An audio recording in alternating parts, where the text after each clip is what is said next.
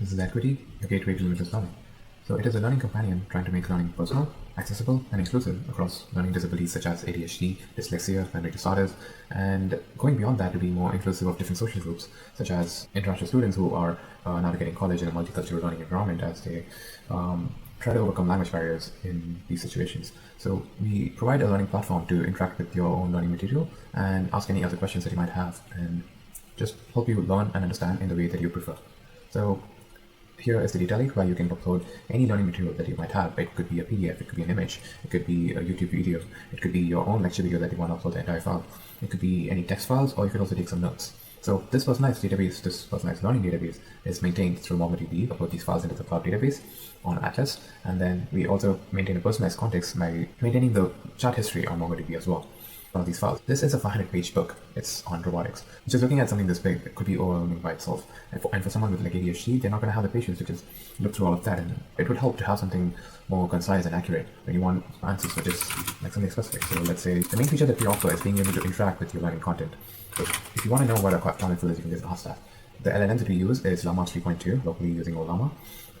But it could be just about any other LLM that you want to run. So that's the answer for that question. So it uses the book as context.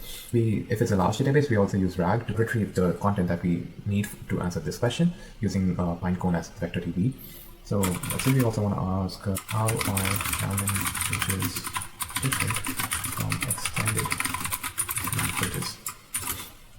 All right, so it's gonna do a RAG call again and try to answer this question.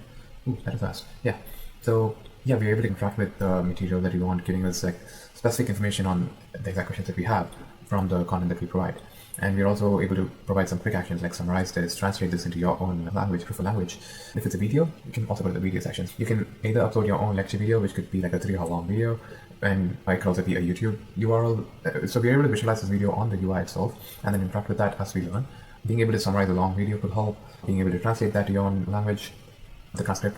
And timestamp is the feature where suppose you have a 3-hour long video and you want to know exactly when a specific topic was discussed about, you can just ask about that and then you get a timestamp on when that was talked about. And let's again try to interact with this video. AI.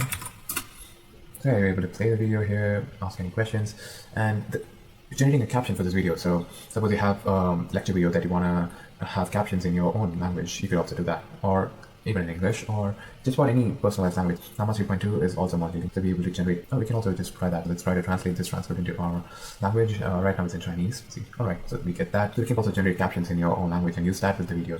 And we can also do keywords. It's gonna highlight the keywords in the content of the video. We have like in bold that could be visualized. And then we can also ask some more questions. So what is generative AI interesting? And it's gonna answer that as well. So for someone with dyslexia, you don't want to read too much content if it's a text or something, so you get the answer for that. So yeah, you don't want to read a long passage, and rather I'd have it just summarized, so that's going to help in that way. Or you could also have the text-to-speech feature, which you also have. So it creates an audio file for the text and downloads that, and you could just listen to that as well. And being able to summarize as you go over long content also helps with like memory disorders. Generating flashcards is also another feature that we have.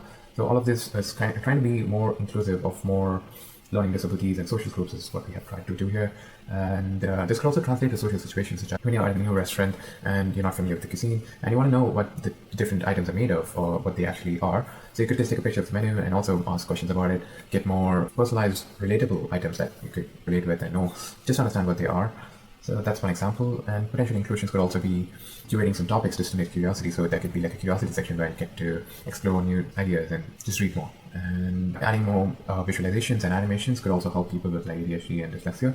Being able to visualize content is something that is definitely helpful for them, and providing a concise animation or visualization goes maybe on being able to just having to read like tons of PDFs and stuff. So yeah, overall, we're trying to be more accessible, inclusive, and learning in a way you prefer in your own language is what this is intended towards, and that is what EdQty is.